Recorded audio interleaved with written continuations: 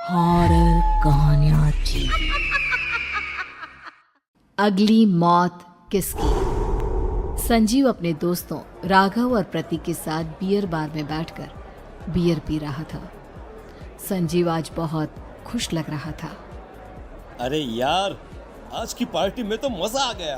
तुम दोनों दोस्तों के साथ तो मेरी जिंदगी इतनी अच्छी है कि क्या बताओ कितनी अच्छी है। अरे भाई, अब दोस्ती की है तो जीना मरना सब साथ में। हाँ अरे यार सुनो, जल्दी से एक बियर और ऑर्डर करते हैं ना, एक आखिरी, और उसके बाद ये जश्न यहीं खत्म हो जाएगा। अरे हाँ, क्यों नहीं। वेटर, जल्दी से 2 बियर की बोतल लेकर आओ। आज मेरे दोस्तों को जश्न मनाना है, क्यों? इतने में वहां पर एक बहुत सुंदर लड़की छोटे छोटे कपड़े पहनकर हाथ में बियर की बोतल लेकर उसके पास आती है। ये लीजिए, आपने बियर ऑर्डर की थी ना, मैं लेकर आ गई। क्या बात है यार, इस बार की वेटर तो बड़ी सुंदर है। अब बियर लेकर आई हो तो अपने हाथों से ही पिला दो ना। हाँ, क्यों नहीं, जैसा आप बोलोगे मैं वैसा ही करूँगी। क्या बात है यार, अब तो लगता है रोज यहीं आना पड़ेगा। उसके बाद वो लड़की उन तीनों को बियर सर्व कर देती है। पार्टी करने के बाद वो तीनों अपने अपने घर जाते हैं। प्रतीक, संजीव और राघव को उनके घर छोड़कर जैसे ही अकेला अपनी कार में आकर बैठता है तो अचानक उसे एहसास होता है जैसे उसकी कार की पीछे वाली सीट पर कोई बैठा हुआ है। वो तुरंत पीछे मुड़कर देखता है। तुम यहाँ क्या कर रही हो? और तुम मेरी कार में कब आई? अरे तुम तो बार में वेटर थी ना। बस ऐसे ही मेरा दिल कर रहा था आपके साथ आपके घर चलने का, इसलिए मैं आपके साथ चली आई। अरे लेकिन तुम मेरी कार में आई कब? अभी कुछ देर पहले तो यहाँ पर मेरे दोस्त बैठे हुए थे। प्रतीक के इतना बोलते ही उस लड़के का चेहरा खतरनाक तरीके से बदल जाता है। उसकी आंखें पत्थर की तरह सफेद और पूरे शरीर पर नीली नीली नसें उभर आती है। गाड़ी चलाओ, पूरी स्पीड में चलाओ, और अगर तुमने गाड़ी रोकने की कोशिश भी की तो मुझसे बुरा कोई नहीं होगा। डर की वजह से प्रतीक के पसीने छूटने लगते हैं। उसका शरीर बुरी तरह से कांप रहा था।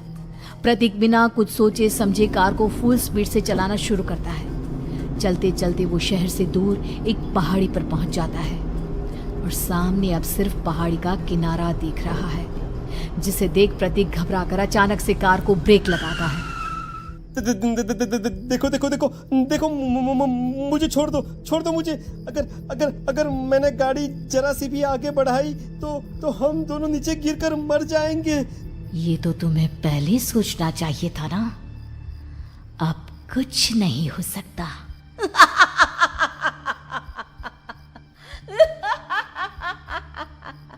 छोड़ दो मुझे। नहीं, प्लीज मुझे छोड़ दो। प्लीज मुझे जाने दो। छोड़ दो मुझे। गाड़ी आगे बढ़ाओ। और तभी अचानक से बिना प्रतीक के स्टार्ट किए उनकी कार आगे बढ़ती है और गहरी खाई में गिर जाती है। उसके चीखने की आवाजें चारों तरफ सुनाई देती है।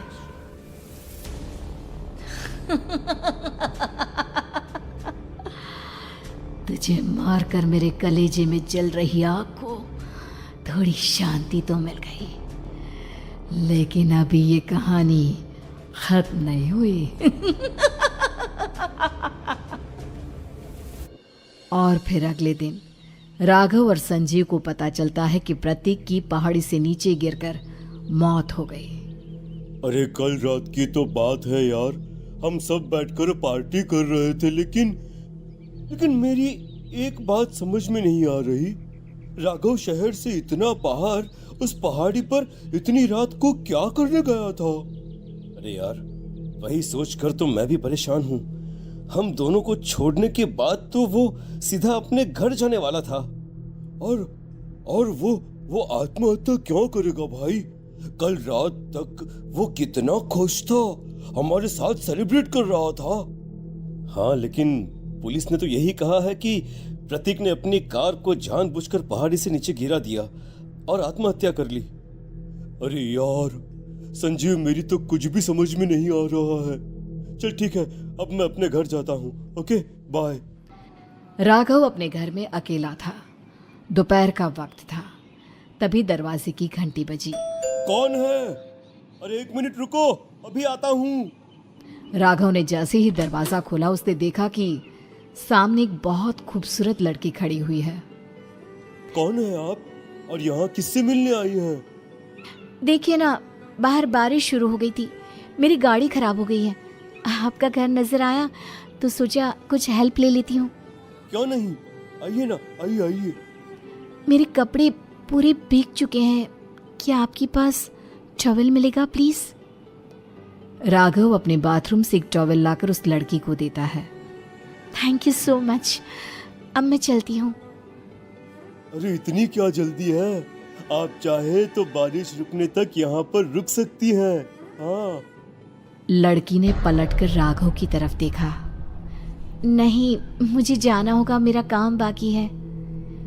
और वो वहां से चली गई। उस लड़की के जाने के बाद राघव अपने बाथरूम में नहाने के लिए गया और जैसे ही उसने बाथरूम में देखा तो उसका टॉवल वहीं पर लटका हुआ था। उसने टॉवल हाथ में लिया तो देखा कि उसका पूरा टॉवल खून के धब्बों से सना हुआ है। अरे अरे ये क्या? ये टॉवल तो मैंने उस लड़की को दे दिया था। ये वापस मेरे बाथरूम में कैसे आ गया? और इस पर ये खून के धब्बे कहां से आ गए? राघव ने आईने में देखा तो उसकी गर्दन पर एक बड़ा सा चाकू का कट लगा हुआ था जिससे खून बह रहा था, जिसे देख राघव के होश उड़ गए। हाँ, अरे ये क्या? मेरी गर्दन इतनी ज्यादा कटी हुई है और मुझे दर्द भी नहीं हो रहा है। ये क्या हो रहा है मेरे साथ? राघव घबराकर बाथरूम से बाहर आया और अपना मोबाइल उठाकर उसने संजीव को फोन लगाया। संजीव जल्दी से मेरे पास आ जाओ। मुझे लगता है कुछ बहुत बड़ी गड़बड़ है, जल्दी आ जाओ। उधर से आवाज आई, लेकिन वो आवाज संजीव की नहीं बल्कि एक लड़की की थी। कुछ अजीब नहीं हुआ है, बस तुम्हारी मौत तुमसे मिलने आई थी और तुम्हें मारकर चली गई। अब तुम इस दुनिया का हिस्सा नहीं हो राघव, इसलिए तुम्हें अपनी गर्दन के कटने का दर्द भी महसूस नहीं हो रहा। नहीं, ऐसा नहीं हो सकता, ऐसा नहीं हो सकता। कौन हो तुम? तुम्हारी मौत। अब संजीव के पास खबर पहुंचती है कि राघव ने अपने ही घर में चाकू से गर्दन काटकर आत्महत्या कर ली। ये सुनने के बाद संजीव के होश उड़ गए। वो पसीने से तरबतर हो गया और एक अनजाना डर अब उसके दिल को सताने लगा। संजीव के साथ ही उसका एक छोटा भाई राजीव भी रहा करता था। अपने भाई को इस तरह परेशान देखकर राजीव उसके पास आया।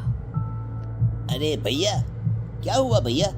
आप इतने घबराए हुए क्यों लग रहे हैं? प्रतीक और राघव की मौत, मेरा मतलब मेरी कुछ समझ में नहीं आ रहा भाई। अचानक से मेरे दोनों दोस्तों ने आत्महत्या क्यों कर ली? अरे वो तो मेरी भी समझ में नहीं आ रहा है भैया। हाँ, हो सकता है कि कोई परेशानी होगी और इसीलिए उन्होंने ऐसा किया होगा। हाँ, लेकिन दोनों की जिंदगी में एक साथ परेशानी और दोनों का इतनी खतरनाक तरीके से आत्महत्या करना,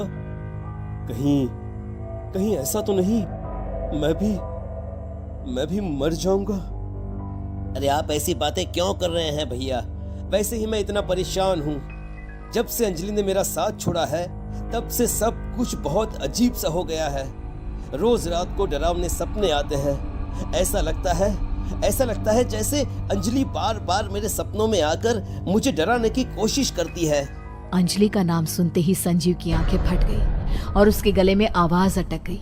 उसके चेहरे पर घबराहट साफ नजर आ रही थी। कौन थी वो लड़की जिसने प्रतीक और राघव को आत्महत्या की आड़ में मौत के घाट उतार दिया? और कौन थी अंजलि जो बार बार राजीव के सपनों में आकर उसे डरा रही थी? अंजलि का नाम सुनकर संजीव इतना घबरा क्यों गया? इन सवालों के जवाब जानने के लिए देखिए इस खतरनाक कहानी का अगला भाग।